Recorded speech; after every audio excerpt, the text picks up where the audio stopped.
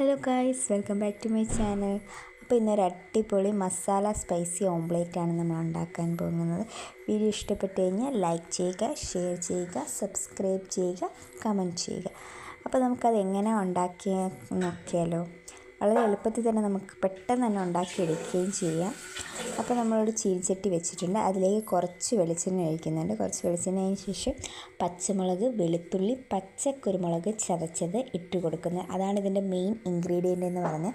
അതിൻ്റെ പച്ചമണം മാറുമ്പോഴത്തേക്ക് നമ്മൾ ചെറുതായിട്ട് അരിഞ്ഞിരിക്കുന്ന സവാള, അതുപോലെ തന്നെ ചെറുതായിട്ട് അരിഞ്ഞ തക്കാളി ചേർത്ത് അതൊന്ന് വഴണ്ട് വരുമ്പോഴത്തേന് നമ്മൾ മസാലകൾ ചേർക്കുകയാണ്.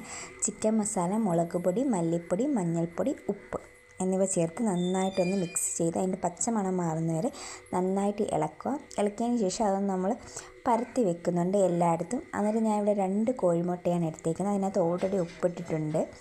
എന്നിട്ട് അതൊന്ന് പരത്തി വെച്ചതിന് ശേഷം നമ്മൾ അടച്ച് വെക്കുന്നുണ്ട്.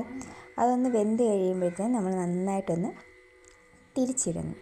തിരിച്ചിട്ട് കഴിഞ്ഞതിന് ശേഷം നമ്മളൊരു ഓവർ നേരം വെക്കേണ്ട, ഒരു മിനിറ്റ് അര മിനിറ്റൊക്കെ വെച്ചാൽ മതി.